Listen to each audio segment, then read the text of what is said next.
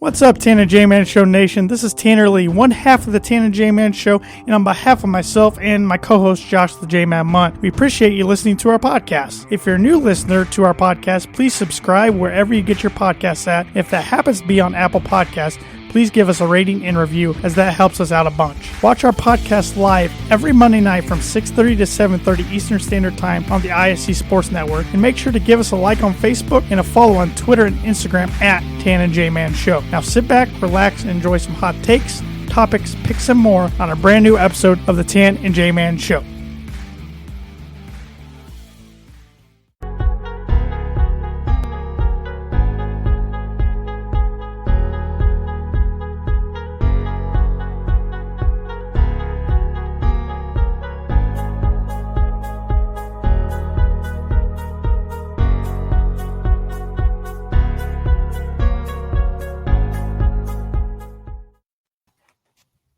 We are back with another episode of the Tan and J-Man Show. As you can see, Tanner is still not with us, and that's probably why we had a record number of views last week on ISC Sports Network. We are joined by our good friends Evan Webb and Cameron Screeton. How are you guys tonight? Good, J-Man. How you doing? Doing pretty good. How warm is it in Kansas City, Cam? 68 today. 68. Oh, wow.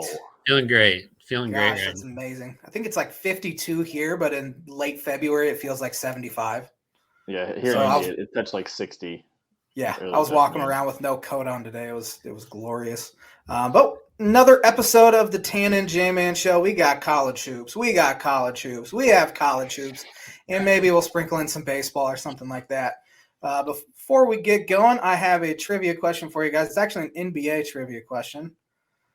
Josh Giddey for Oklahoma City, he's a rookie out of Australia, has 8 10-assist games. He broke a tie with Luka Doncic for third most such games by a teenager in NBA history.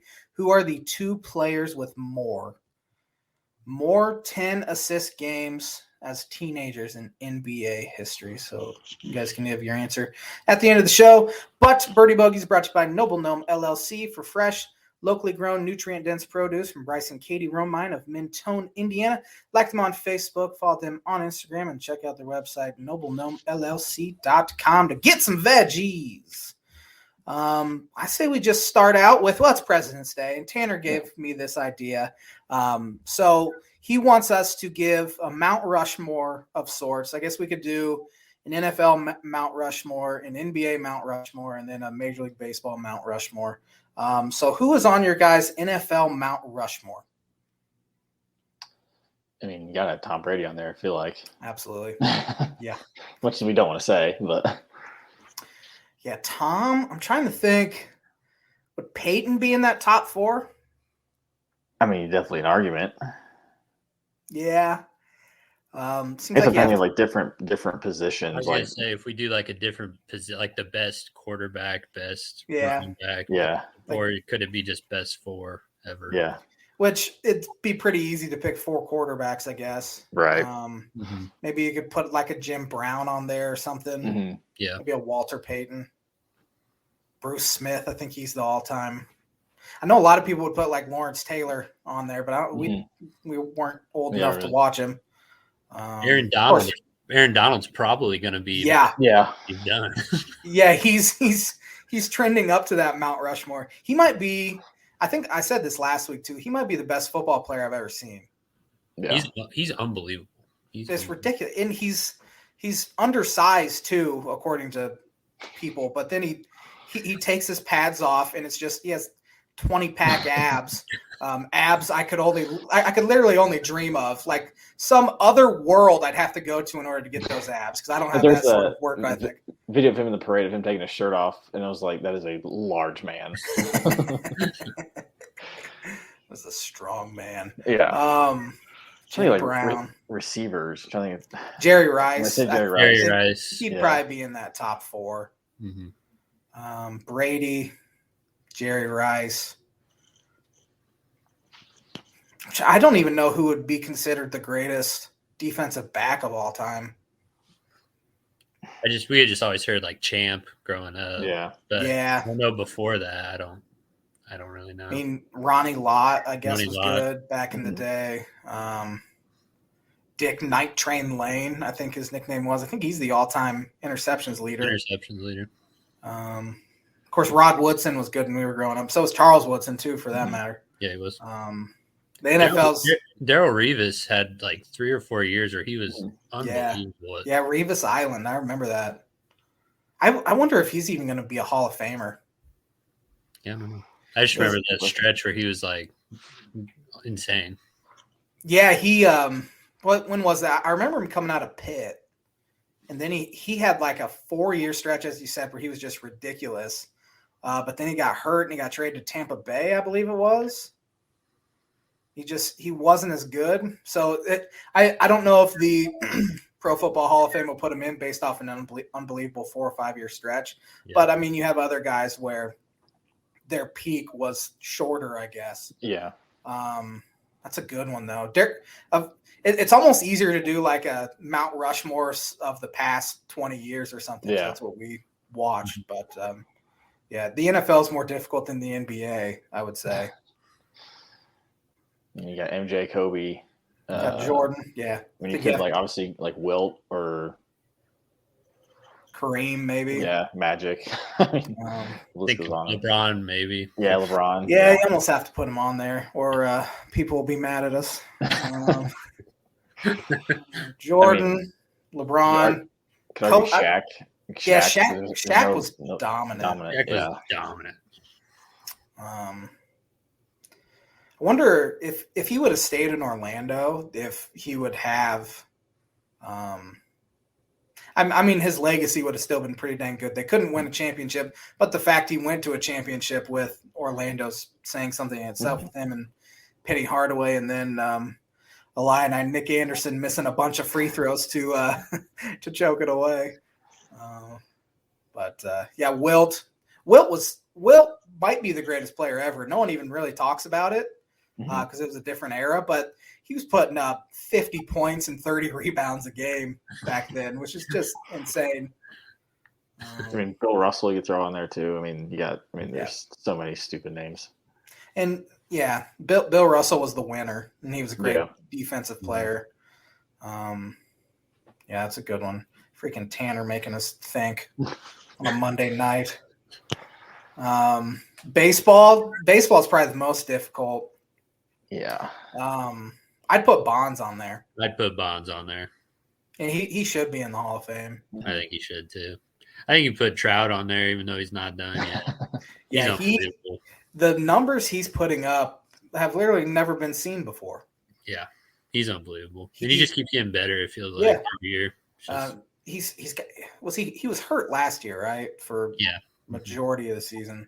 Yeah. But still, you look at a slash line, and it's the exact same as it was every single year, even though he played 50 games or whatever. And his walks keep going up, and his Ks keep going down. Yeah.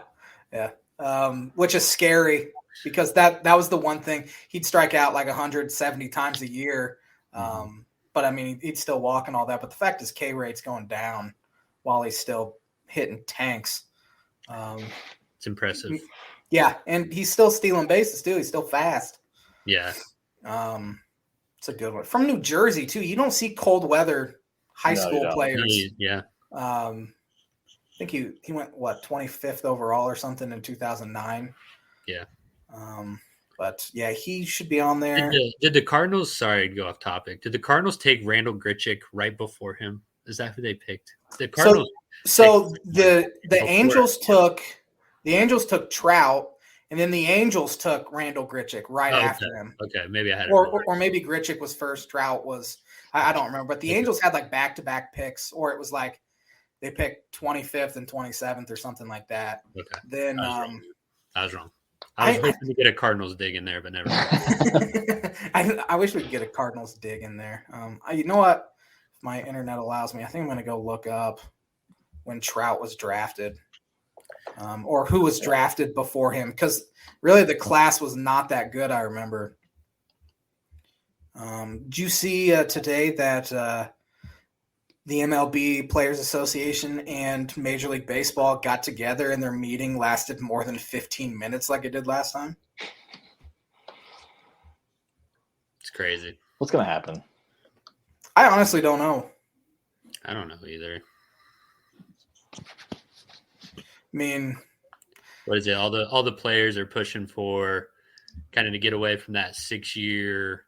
Yeah, what is it called? Where the team has control of your contract for 6 years. They kind of want to get rid of that. Yeah, and they want the major league minimum raised from, I think it was like 575 to, I don't know the number they were asking, but Major League Baseball offered, I think it was 620,000 or something like that, which, I mean, that's 50,000 or so. Steven Strasburg went number 1 that year. Yeah. Which he's been pretty good. Obviously, none of these players are as good as Trout. No, so Grichuk went 24th to the Angels and Trout went 25th. Okay. Gotcha. The best player taken before Trout was Strasburg, and then the second best is either AJ Pollock or Zach Wheeler. We can make fun of the Reds because the Reds took Mike Leake, so I'm totally fine making fun of the Reds for not taking. Can we also make fun of the White? We can also make fun of the White Sox who took Jared Mitchell 23rd. Jared Mitchell. Yep, center fielder out of LSU, never made it to the bigs. Sorry, Evan, you could add Mike Trout. I know. Cubs didn't pick till 31 that year, so we can't make fun of them. They took Brett Jackson, though, so that was bad in itself. But I can say that for a lot of my teams. It could have had someone elite instead of Mitch Trubisky or. But it's more fun to make fun of the White Sox than to do that. That's fine. Yeah, Major League Baseball still the spring training got postponed, which stinks. But hopefully they're hoping by the end of the week that they'll have a deal done. Sounds like they're going to meet all week from what I could read. Hopefully they'll get a deal done and they won't have to postpone any Major League regular season games. I think they said the deadline for that was March 5th. So in order to not postpone any regular season games, they have to have a deal done by March 5th. I had a tough time seeing them not getting a deal done originally. Just seeing how negotiations have went, it's like, geez, man. Yeah. Really not going to start on time? Like they said they were both motivated, but then Major League Baseball didn't pick up a phone for like 44 days or something like that. I really thought they were going to have a deal done by the end of January because it seems like both sides should be really motivated since they lost a ton of money in 2020. Yeah. But they obviously – and, I'm not on the owner's side at all. I hate the owners. And I hate Rob Manfred. Hate him. He is my least favorite sports figure. If you can even call him a figure. He's a lawyer that just happens to be running Major League Baseball.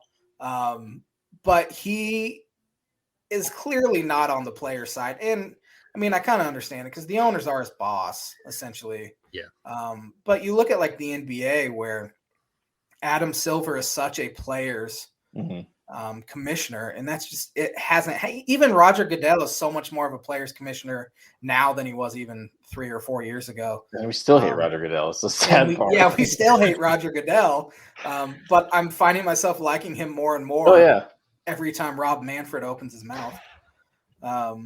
So it's frustrating because we love baseball so much. And I think spring training, I don't know when it was actually supposed to start. But it's obviously postponed, as I said. I even watch spring training games on Marquee Sports Network. So not having any baseball on. Good thing is it seems like I'm watching more college baseball games. College games are fun as long as college coaches don't bunt. Agree with that 100%. Yeah, I'm sure you have thoughts on that, Camo. Do you guys Camo is an assistant coach at Mid-American Nazarene University. Assistant baseball coach, I could say. Do you guys have teams that do like the get a guy on first and it's an automatic bunt? Yeah, we do. And we love playing those teams. I'm sure you love playing them. Yeah. So just quick rundown. When you sack bunt with a guy at first and you execute it, you get it down, your chances of scoring a run that inning go down. Your run expectancy goes down from a runner at first with one out. It's like 1.06, I want to say, to about 0.79 with the guy at second, one out. So you're decreasing your chances of scoring. Yeah. Now, the only time it does make sense, I think, is like late in the game. It's a 0-0 ball game, Mm-hmm. trying to get a guy in scoring position, get a knock, you win, something like that. But just statistics and whatever you want to call it, it doesn't make sense to do it. Yeah. It makes a little more sense with it like first and second, nobody out, Mm-hmm. to get it second and third, one out. Your run expectancy doesn't go down as much. It still goes down when you do that, but it makes more sense to do it there than it does with the runner at first. So, but even then, you're giving up an out when you could hit a 3-run homer instead. Yep, exactly. So, exactly. I don't think we have any more baseball talk. So moving on to college basketball, which we'll have a lot of college hoops talk. Camo's a big Indiana fan. IU tips off here in 15 minutes at Ohio State. When's the last time they've won at Ohio State? They won in 2013. Okay. Oladipo had a game, and they won there. That's probably the last time. I couldn't tell you if they won before that, but yeah, it seems like they played fairly close with them last year, and then Ohio State pulled away at the end. Mm-hmm. Yeah. Would you call this a must-win for Indiana? Yeah. Would you? Definitely would. Can we? I would say Thursday especially is. No, you're right. So basically, going into this last 5 games, it was kind of a brutal schedule for Indiana. It was a home against Illinois, at Northwestern, at Michigan State, at home against Wisconsin, now at Ohio State. And I just remember texting some IU fans being like, this 5-game stretch is going to be crucial, man. Like, if we can get like 2, I think we're in the tournament. I think we're, whatever you want to say. And then to get absolutely destroyed by Illinois to start it off, and then have the 5 players suspended at Northwestern, which is probably the most winnable game of those 4. Mm-hmm. And then you actually hung in there for a little bit, which was surprising. But until basically guys just got tired and exactly. played walk-ons. And then at Michigan State, I knew that one wasn't going to go well. And then Wisconsin, I don't know if you guys know this, Indiana's cursed against Wisconsin. I don't think it's possible for them to play well against Wisconsin. So there's that. But just, Indiana's fallen into the same. A lot of people are frustrated with Woodson. It's a very similar thing. Archie's teams folded in February. IU's team's starting to fold in February. Archie got fired due to offensive efficiency reasons and recruiting reasons, and IU's offensive efficiency this year currently on KenPom is worse than it was in any of Archie's 4 years. Yes, it is. So you heard a lot of things. You heard a lot of Trace Jackson Davis can shoot, and he can use his right hand more. And I think he's maybe a tad bit more, but he still doesn't shoot outside of 5 feet. I mean, and you bring in Miller Kopp to shoot the basketball, and he's been the same he was probably worse than he was at Northwestern. Just running into a lot of similar issues. And I want to give Woody time, but it's frustrating to see a lack of progress or no progress. And I'm still in on it. I'm still like, with Archie, it was you have Romeo Langford and Juwan Morgan, and you're losing 12 of 13 Big Ten games, and there's no adjustments. It's the same thing over and over. And with Woodson, you see some more adjustments. You see the staff do some different things, so which is good, but you're just running into similar problems, and it's a similar roster. And I think in college basketball, when your best 2 players are bigs, you guys can kind of know. I mean, you guys know this a little bit. I mean, Webby, you got a dynamic guard, and Josh, you got guards that can shoot it at Illinois. But it's like, I think it clogs up the offense sometimes when your best 2 players can't shoot outside 10 feet. And, and I think you're trying to play to your team's strengths, but your team's strengths are 2-point post players, and you have no guards that can really complement them. Mm-hmm. And when IU did go on a good stretch there, Xavier Johnson was playing really, really well. And I think Woodson's offense really needs a guard that can get to the rim, can shoot, can score, can do different things. And until IU's offense gets that, if it's going to continue to play the way they have, I don't see it getting much better. So how much do you think part of the struggle is just with Rob Finney being out? I think that's some of it. He doesn't bring a lot offensively. I mean, he did in the Purdue game. Sorry, Evan. That was the best game of his life. But he brings a lot defensively. He's really, and I thought actually in the Illinois game, I thought that's when they missed him most because Illinois has so many guards that can shoot it. And I thought they were really missing Rob's defense out there. And, but I think that's some of it. I think he brings more to the table than people think, but ultimately I don't think he's solving your problems. Yeah. Do they have a guard coming in next year? Is he a 5-star from Florida? Is. Everybody's very excited about him. Is Jalen Hood Schifano? I don't know how to say it. He's from a kid from Florida. He's a 5-star, long athletic guard that can drive and score and shoot. So guys are really excited. But you guys know, freshmen in the Big Ten, whether they're a 5-star or not. I mean, it's just like I don't know how many have really been game changing right away. I mean, Tamar Bates is a 5-star, and I feel like I don't see him a whole lot except for like second unit. Like, it's Christian Lander, right? Yeah, I mean, yeah. He might be the worst 5-star. That dude can't guard his shadow and turns it over every time. So I don't know, but I don't know if you guys can think of any guards, like freshman guards, that really tore it up in the Big Ten. Eric Gordon, Big Ten. Yeah, Big Ten doesn't say like. I remember. He was like number 1 player in the nation, but Duke player also played with Zion. Now in the Knicks. RJ Barrett, but then it's also ACC now. You said Big Ten. That's what I was thinking of, but it's also, you're talking rare talent there. I just think I think it's really rare for a freshman guard to just take over like that. So, I mean, I'm excited about him. I think he'll help, but I think it's going to be a little bit until we see how you really start to hopefully turn it around. Illinois was really bad, but Io was their best player the moment he stepped foot onto campus. So he's really the only guy I can think of recently anyway. I mean, you look at I thought Jonathan Davis was really good last year, Johnny Davis for Wisconsin, but then he goes from 7 points a game to 20 overnight. Same with Keegan Murray too, which Keegan, I guess, isn't really a guard. He's more 6'7", 6'8". But you don't see too many unless they're on bad teams, maybe. Because I remember his name Corey Sanders for Rutgers just tearing it up his freshman year, but they were so bad. Same, Nebraska's had some guys too. But it is rare. I mean, you see more big guys for whatever reason have better freshman years. Trace Jackson Davis was solid as a freshman. Kofi Coburn was good as a freshman. You just don't see guards take over games. I'm trying to think. That Malachi Branham for Ohio State's pretty good, I guess. He's good. He's really good. But, I mean, he's 9-10 points a game. He's not a superstar yet. But so I have those expectations of I think he'll definitely help. I don't think. Oh, absolutely. But it's I don't expect him to go drop 15 a game or anything like that. Is he a lead guard or is he more of an off? I guess he can do both. From what I've heard. So everything looks promising with him, and obviously they need guards and need shooters as much as possible. So.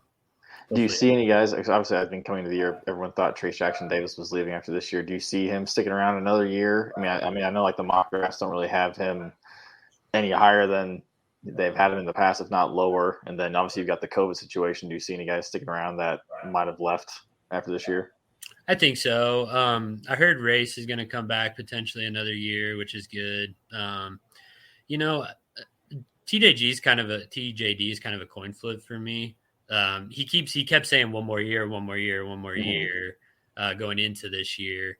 But like you said, Evan, he hasn't climbed on draft boards whatsoever. And like you said, I actually think he's fallen off draft boards from what What's the problem? The more you're in college, unless you're elite right away, the farther you fall because everyone, Purdue saw with Caleb Swanigan, they all wanted him to stay another year. It's if he stays another year, he's not going to be any higher than he was coming out of sophomore year. So, yeah. I don't know. I don't know the NBA game super well, but everything you hear is you have to be able to shoot outside. You have to be able to stretch the floor, spacing, and he's the opposite. He can't do anything outside of 5 feet away from the basket. So, I don't know. His athleticism, I think, translates. I think his quickness and athleticism for a big is pretty elite, I think.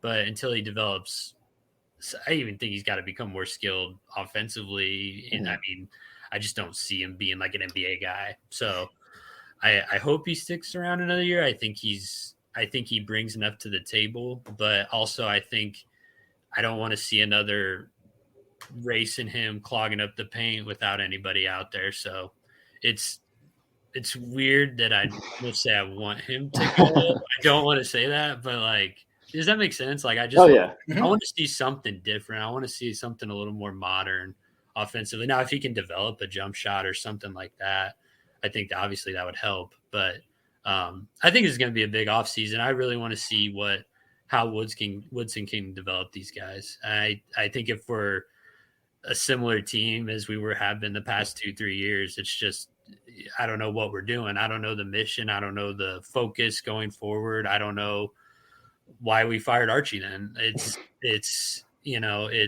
You'd like to see some change. There's been some good changes. I don't think there's been defense is a lot better under Woodson, where Archie preached defense, but yet we were always in the 30s and 40s on KenPom defensive efficiency.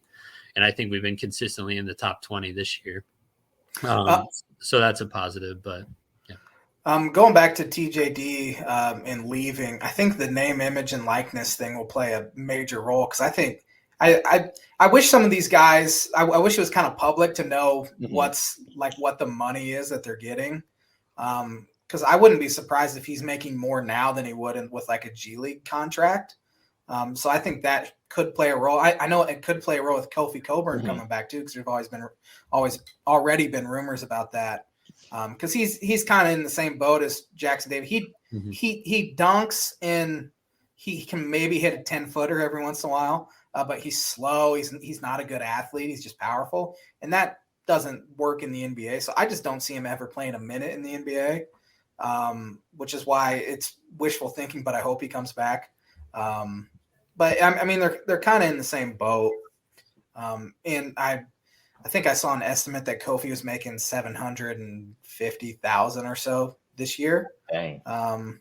Which there's a lot of Illinois donors and businesses down there that shell out a ton of cash and have been waiting to do something like this forever. That's why I think the average G League contract, they've bumped it up. I think it's like $150,000 now or something like that. Which is even if you get a two-way contract where you're going up and down the whole time, you're still not making nearly $750,000. Right. So it's going to be interesting to see if some of these guys start coming back to school more. I think it makes it far more interesting. It's really a long time coming. Mm-hmm. Yeah, that's a good point. Webby's Boilers are rolling. Ish, yeah. Ish. Depends on your definition of rolling. Depends on which pretty fan you talk to. They're winning. Depending on which fan you're talking to. No, yeah, they just finished up. I mean, we're talking brutal stretches. It was like 9 games and like I think it was less than 30 days. It was something crazy like that. Michigan. Yeah, no kidding. They had a really rough stretch where they had the last 3 games they had. I think they went 21 days without a day off.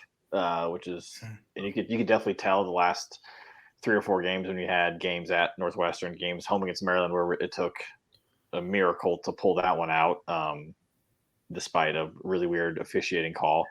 And then finally they got a day off going to this Rutgers game, which scared the living heck out of me going into this game because of how hot Rutgers was, and you could definitely tell the day off really helped. Because they looked a lot more, they looked really fresh. Shots were falling. They had some energy. They had played with some defensive intensity and came out with a 12-point win. Yeah, you look at Purdue, and I think the reason Big Ten teams have really struggled in the NCAA tournament is they don't have NBA athletes. A lot of the schools just do not have an NBA player on the roster, but Purdue has a guard who can just watching that Purdue-Illinois game, when was that, 2 weeks ago now, where Ivy had a stretch where I think he scored every time down. I think he either scored or assisted on it was like 12 straight points or 12 to 20 straight. It was something ridiculous. Trent Fritz, I think Illinois started with DeMonte Williams on him, which he's a great defender. And then they had to put Trent Frazier on him, because Frazier is one of the best on-ball defenders in the conference, and neither guy could stop him. He was too fast, too athletic, and he was shooting the ball really well. Now he has lapses defensively a lot. Yeah, he does. Yeah, he does. But you can live with that when he's dunking over guys. Yeah, it's one of those things where I think he still has that mindset, like especially a lot of these guys do in high school, where I'm more athletic than you, and therefore I can make it up when in the Big Ten you can't, no matter how good you are. But that's one thing, if he can, and he's shown glimpses of it this year, where if he's locked in defensively, it changes the entire complexion of the team. But you talk about, I've never seen a guy like this at Purdue ever. I mean, I've always wanted a guy like this at Purdue, but it's never happened. I mean, Carson was close, but he was small, and then. I remember when Ivy committed, he was, I think he only had Butler, Notre Dame, and Purdue offers coming out of high school. He was like a three-star, I think, on all the rankings. And I remember the insider, this kid could potentially be a star at Purdue. And we were thinking, by junior year for sure. And he's definitely gone after this year, because he's going to be potentially a top 5 pick. I've never seen a guard at Purdue be able to explode on pick and roll, get around the pick, slow down, control the ball, and then explode again and get to the hoop, and just have the patience that he has. And I said I love watching him. The dunk he had last night I lost my absolute mind when I was in Mackey, which actually his teammate Zach Edey should thank him for that dunk, because earlier in the game Edey got absolutely posterized, and it was going to be the dunk of the night. Had it not been for Ivy, because it's one of those things where I'm pretty sure Painter took him out shortly after, because you just I might need to go back to hockey or something. That dunk was nasty. Ivy is so fun to watch. Like you said, it's it does. I know he works out with John Morant and things like that, but he's the closest thing to John Morant. Yeah. Like you said, the explosiveness off the dribble is unmatched in college basketball. It's unreal. Yeah. And you talk about, he's, for most of the year, was a really good, pretty decent shooter. That was one of his downsides last year, was he wasn't a great 3-point shooter. And then coming into probably the last handful of games, he was shooting in the 40s, and then I think he's 1 for his last 14 in the last 3 games. He's had back-to-back games of 0 for 5, but hopefully Purdue finally has a week off. They don't play until Saturday, so hopefully the break kind of gets a shot falling, because we're going to need it come March. He gets to the rim so easily that he almost doesn't even need to shoot. Threes. No, and he shot 18 free throws last night, and Rutgers' team shot 15, something ridiculous. Or it might have been 17, and he really could have had probably 6 to 8 more free throws.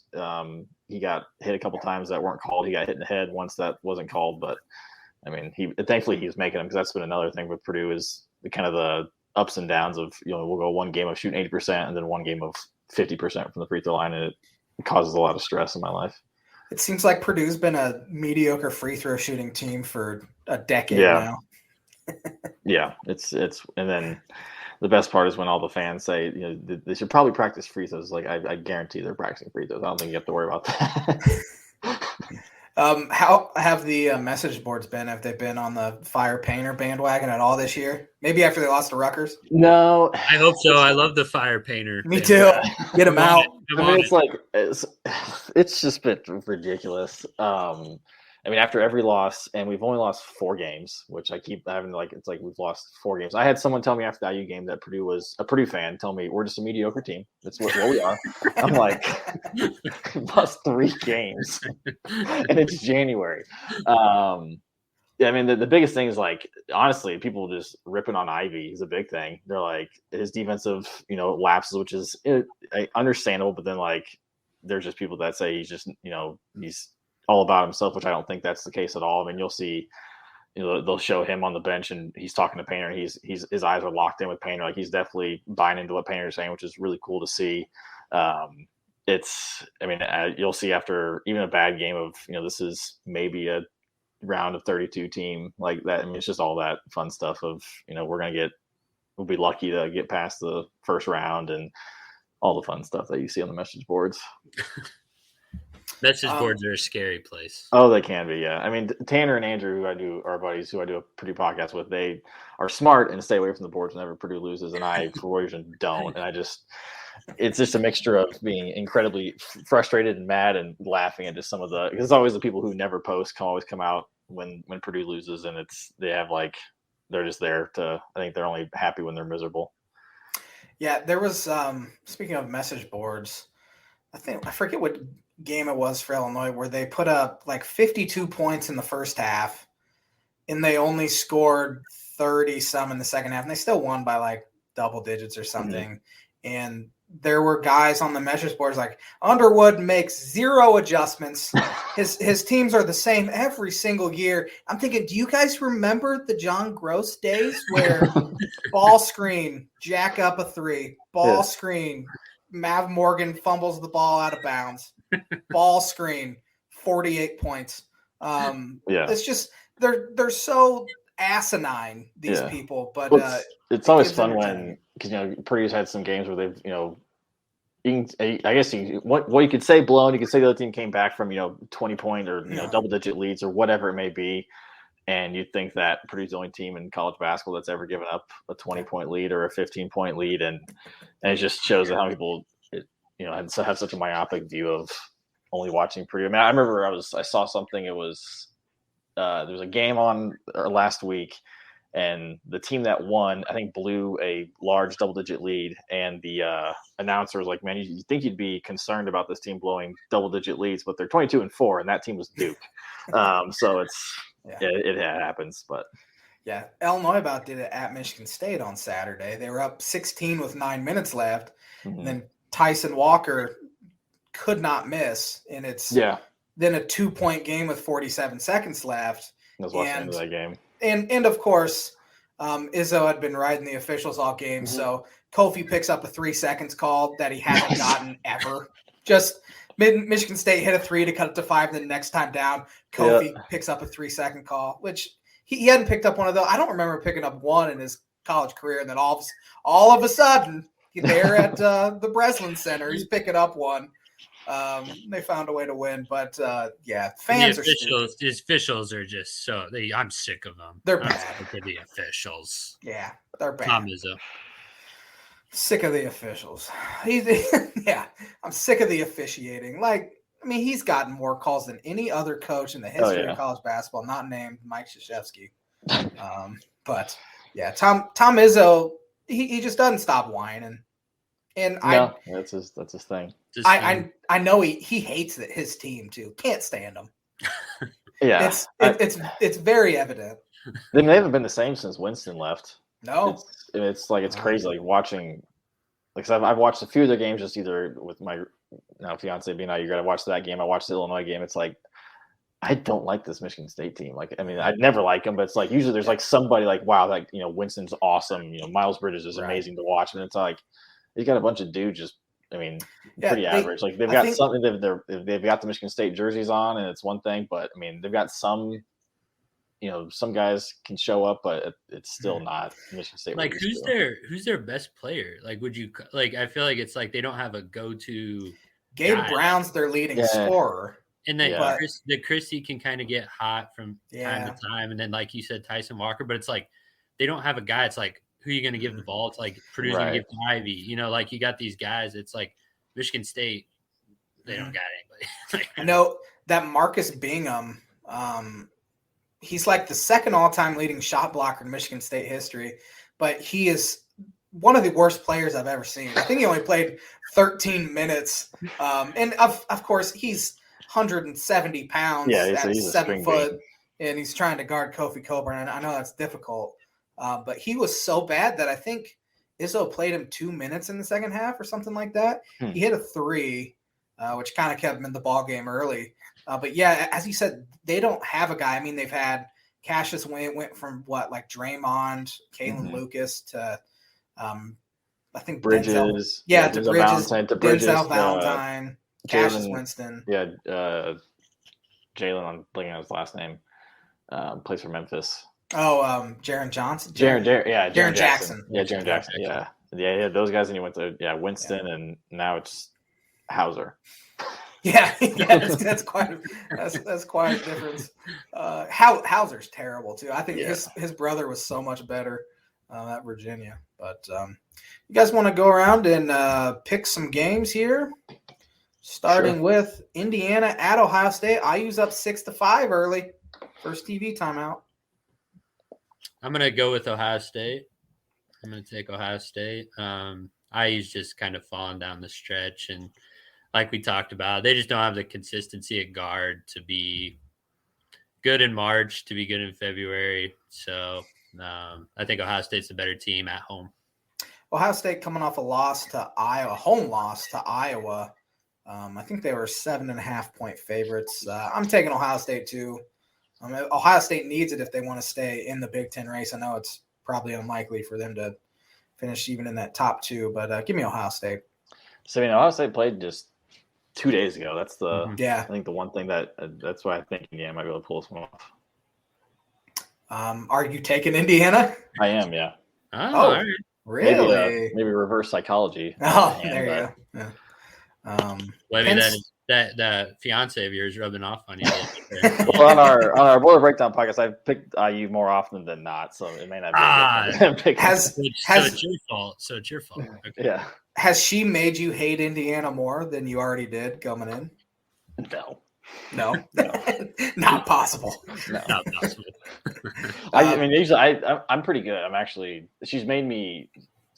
I don't outwardly cheer against them, so that's probably a good thing. Just like she doesn't outwardly cheer against Purdue, whether or not she is internally or not, I don't know.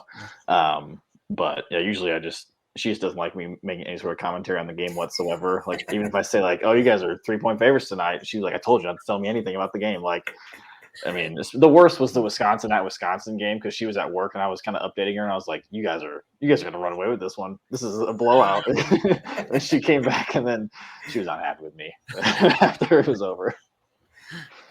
Penn State at Maryland tonight. Maryland's up 13-9. That's a fun one. I'm thinking Penn State. I love Micah Shrewsbury being a former Purdue assistant. Yeah. But I remember when Illinois fired Gross, Shrewsbury was on like the list of candidates for Illinois. I think he was a Celtics assistant at that point because he was with Brad Stevens, right? Yeah, because he was on Purdue staff for a year, maybe 2. We weren't good. Mm-hmm. It was like our freshman year of college, and then when Brad went to Boston, he went with him and was there until he came back to Purdue the last 2 years before taking over at Penn State. I'm taking Maryland. They're the home team. That's about all I have to say on it. I'm going to take Penn State. I think Shrewsbury's done an awesome job his first year there. Really, really good job. Yeah, once he gets like his players in there, I think they're going to be pretty good. His son I think he's a 2023. I think he's like a 3 or 4 star. I think he can fill it up pretty easily. But it'll be interesting to see. He's got a kid coming in next year that was committed to Purdue originally, but then when Shrewsbury left, the kid decommitted, so the writing was kind of on the wall there. But a good guard from Philly. And it's Philadelphia too, so that I'm sure helps. Michigan State at Iowa tomorrow night. Iowa's ranked for the first time this year. I know. And Michigan State's lost, what is it, like 5 of their last 7 or something like that? I'm gonna take Iowa. I think they're just a better team overall. I just, like we talked about with Michigan State, I just don't see it. So especially at Iowa, that place is not fun to play at. It's not. So I'm gonna take Iowa. Probably in a close one, but I'm gonna take Iowa. Yeah, I'm taking Iowa too. Although, I go back and forth because it is February, and Fran famously in February collapses, but they've had a couple good wins. There's something about this game that makes me want to take Michigan State. I don't know if it's my hatred for Iowa, but I just feel like Iowa just lost at home to Michigan just on Thursday, I think it was, or Wednesday. Give me Michigan State. I don't know why. There's no line on it yet. I hate watching games on TV at Carver Hawkeye Arena for whatever reason. It is my least favorite venue to watch games on TV. Give me Michigan State. Nebraska at Northwestern. This is another fun one. Oh, man. I'll take Northwestern. Yeah. Nebraska is a bad basketball team. Yeah. Nebraska's 1-14 in Big Ten play. If you live in Evanston, Illinois, you could just walk up, give them $4 bills, and you can get into that arena. Tickets as low as $4. So there you go. Yeah, there you go. Watch some Big Ten hoops. Although I would not say Nebraska is really a Big Ten basketball program at this point. Give me Northwestern. Wednesday night, we have Rutgers at Michigan. As you said, I think you said it before the show that Juwan Howard is suspended for the rest of the regular season. Give me Rutgers. Yeah, I'll take Rutgers too. I think with the suspension, and I could see Michigan folding it in a little bit. And they might have. We haven't seen anything about any players yet, but I feel like someone's got to be suspended on the team. Yeah. Yeah. Let's see here. Official from Big Ten. Let's see if. Well, players wise, you have Terrence Williams 1 game, Musa Diabate 1 game. Even though Diabate threw some haymakers, he got 1 game. Juwan Howard, it'll end up being 5 games, and he was fined $40,000.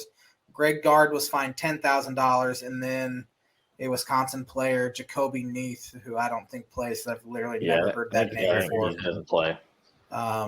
He's been suspended 1 game.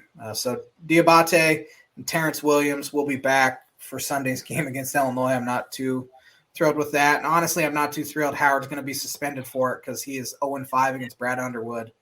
And Phil Martelli is a significantly better basketball coach, in my opinion. So I think, give me Rutgers. I think Michigan missing Diabate especially will hurt. And I think Rutgers is rolling. They just ran into Mackey Arena, which that happens to people.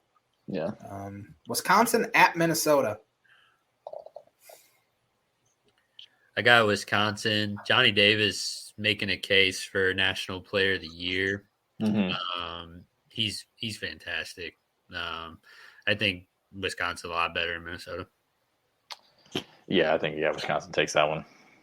Yeah, Minnesota was like 9-0 in the non-conference, and now they're 4-12 in Big Ten play. They did blow out Northwestern on Saturday. But yeah, give me Wisconsin. Johnny Davis is good.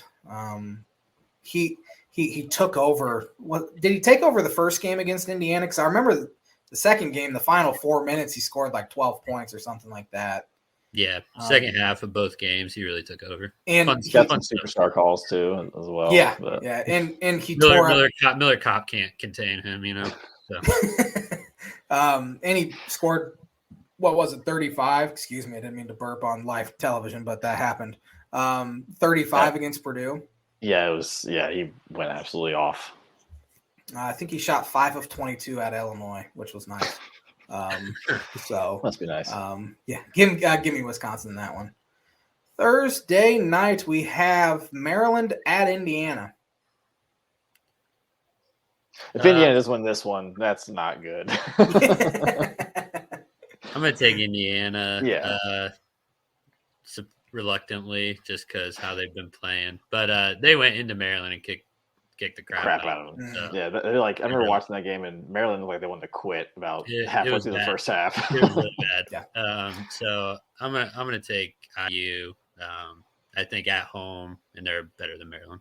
Yeah, I think we're assuming Indiana loses tonight, except Webby. Webby picked them to win, but assuming they lose tonight and then they lose this one, I don't think you can have them in the NCAA tournament at this point. You're right. Unless so you guys finish. You guys. You still play at Mackey, so if you win at Mackey, they'll have opportunities, especially in the Big Ten tournament too. Yeah. They're at Minnesota, and then they're also at home against Rutgers. I want to say, and there might be one more other in there. If they go, say, 10-10 in conference, do you see them making the tournament, or do you think they have to win 1, maybe 2 in the Big Ten tournament? I think they go 10-10 and then get that first one. I think right now, what is it looking at that 8-9 matchup? Yeah. I think they're in, but man, I don't know. It's close. They're really going to have to play their way in here down the stretch. Ohio State at Illinois. I want to pick Ohio State because I needed Illinois to lose a game selfishly, but I don't see Ohio State going there because Ohio State's got a bit of a stretch here because they've played I think one of the least amount of games in the Big Ten compared to especially the top teams. So they've got an absolute gauntlet coming up. They've played 14 games. Yeah. So that's 2 less than what Illinois played, and it's 3 less than what Purdue's played. Than what Purdue's played. I think Illinois takes care of business. I mean, EJ Liddell's a matchup problem, but terrible matchup problem. Who did they have to guard Kofi though? That's the thing. Joey Bronk, baby. It honestly helps that EJ Liddell does not have to play the 5 now. Yeah. That helps Illinois out because Kofi can't guard him. Does Kyle Young play the 5 for them? They have that's Young and Zed Keys. Oh, that's right. Yeah. Zed Keys. I assume DeMonte Williams will guard EJ Liddell, which when they switched DeMonte onto him at Ohio State last year and in the Big Ten championship game, DeMonte did a really good job against him. Kofi can't guard him. Liddell put up like 70 points in Champaign last year, and Illinois lost. Felt like I'm picking Illinois in a real close one. I agree, J-Man. I'm gonna take the Illini in a close one. Friday night we have. I'm gonna skip over Northwestern Penn State because I don't care. And Iowa Nebraska. We only have 10 minutes left of the show, so I'm gonna skip over those because yeah. Purdue at Michigan State. It's an early one, 11 a.m. Central Time. It's a nooner. Purdue seems to have some decent success at Breslin. Same with the Kohl Center for whatever dumb reason they've got, but yet they've lost until last night. Lost 4 straight to Rutgers. So college basketball for you. I think the Boilers get it done after a week off. Hopefully they come out and play like they did against when they had the last long break before they came out against Butler. Butler's sucks. Sorry, Andrew. But hopefully they have that was probably one of their best games all year, and I hope they do the same thing and shove it in Izzo's stupid face. The turning point of Purdue's season last year felt like it was in Michigan State, where they ended up finding a way to win. Yeah. I don't see any way Michigan State can guard Zach Edey or Travion Williams or Jaden Ivey. Give me Purdue by double digits. Yeah, I think Purdue's a matchup problem for Michigan State. And like you said, I think Ivey's too good. I just think Purdue's too good. I think Purdue wins. Wisconsin at Rutgers. Ooh, that's a good one. That's a good one. I'm going to take Rutgers again just because I need them to beat Wisconsin. I need Wisconsin to lose again. Yeah. When I watch Wisconsin, it's always against the Hoosiers, and they look like the best team in the country. So I don't think my judgment on Wisconsin is fair, but I don't. Wisconsin drives me nuts. I think they. I don't know why I'm feeling this, but I just think they win a close one, like a 52-51. That's what they do. Something like that. I'm gonna take Wisconsin close, really close game. If they did not have Johnny Davis, they would be the worst. They'd be worse than Nebraska. If Davison didn't come back either for his 6th or like his 15th year, like they would be awful. Yeah, give me Rutgers though. Jersey Mike's Arena is a house of horrors for the top teams in the Big Ten this year. Yeah. It is. Sunday afternoon, Illinois at Michigan. Illinois. Yeah. I think, like we talked about Michigan, I just don't see it for the rest of the year with this suspension. This will be the J-Man's Booker prediction of the week. I think Illinois splits this week. I think they win the home one and then lose at Michigan. Michigan's due to win a game against them. I got my Booker prediction of the week right last week where I had them losing at Rutgers but winning at Michigan State. Hope I'm wrong and hope Illinois sweeps this week, but I just don't see it happen. J-Man's Booker prediction of the week brought to you by Indiana Farm Bureau Insurance Agent Travis Watching for life, home, auto, business, renters, workers' comp, and farm insurance. Contact Travis at 219-869-4561. Last one here, Indiana at Minnesota. Indiana. Yeah, give me Indiana. I'm going to take IU. Update for you, Camo. Just under the 11-minute mark, IU's down 17-12. Xavier Johnson just turned the ball over. Right on schedule. There we go. Got to do word association here real quick. I've done this with Tanner, but I'm just doing Big Ten coaches here. Starting with Brad Underwood. Your thoughts on him? Mobster. Well, hello, mobster. It's a mob guy. He's done a great job. Yeah. He's awesome. I like him. I'm very thankful for him. Matt Painter. Love him. A little biased, but I absolutely love Painter. I'm with the other Purdue message board people. I'm on the fire Matt Painter bandwagon. Should take my job. I think he's a really, really good coach. Mm-hmm. So Mike Woodson. Laid back, I feel like he's just I mean, older dude. I mean, just from what like obviously I've seen him get fiery on the court, but I feel like just listening to him talk, he's just kind of a laid back dude. He's got a Lovie Smith vibe to him a little bit. Yes, he does. I like Woody. I like him. I really hope in the future we see some progress. I really, really do. Greg Gard. I'm trying to think. I've already got one word I want to use for Izzo, and I can't use for him. I just don't like him. I don't know. Punchable face. He's a punchable team. That's the thing. It's like the fact that what Howard did was awful and abhorrent, but the fact that it was against Wisconsin, it's like, everybody a favor. I don't even know it. I don't know what to call Guard either. They're good. I don't know. Yeah. It's like I don't even know. Steve Peichel.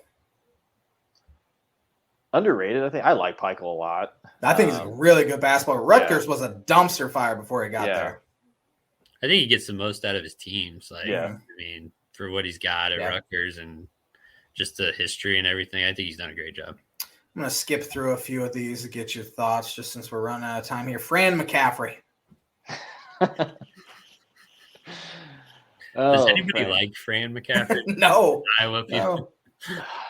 Do his kids even like him? That's the real question. I know I don't like his kids either. No, I don't like his kids either. Really was wishing for Connor McCaffrey and Brad Davidson and Hunter Dickinson to all just fight somehow. Maybe Big Ten tournament. They'll get in some kerfuffle at the hotel or something. Screw Fran. Tom Izzo. Slimy. Yep, slimy. Whiner, man. Yeah. Just whines and whines. Very Krzyzewski-esque, just short man syndrome, I feel like. Yeah. Word Association is brought to you by Rhett Lee, attorney at law. This episode is also brought to you by The Dam Landing, whether you want an epic burger, hand-tossed pizza. I screwed this up last week, but I actually have it here. Hand-bread, Eternal White Seafood, craft beer, or handcraft cocktail. Dam Landing is a place to be. The Dam is a bar and grill located at beautiful Lake Manitou, focused on freshness and quality. You can wash down their delicious food with one of their 16 beers on tap, including a constant rotation of today's best microbrews and domestic flavors, or a handcrafted cocktail made using fresh ingredients. Taking the fantastic views of Lake Manitou on their beer garden or outdoor bar area. Whether it be boats or wheels, the Dam Landing is the place to be, located at 1305 Ewing Road in Rochester. Going to do On This Day real quick. On this day in 1953, the longest collegiate basketball game, 6 overtimes was played. Niagara beat Siena. Both teams only scored in the 80s, though, so that was kind of a low scoring. On this day in 1979, 2 Iowa girls high school basketball teams played 4 scoreless quarters. The game was won 4-2 in fourth overtime period. I hope those people that went and watched that game were paid to be there.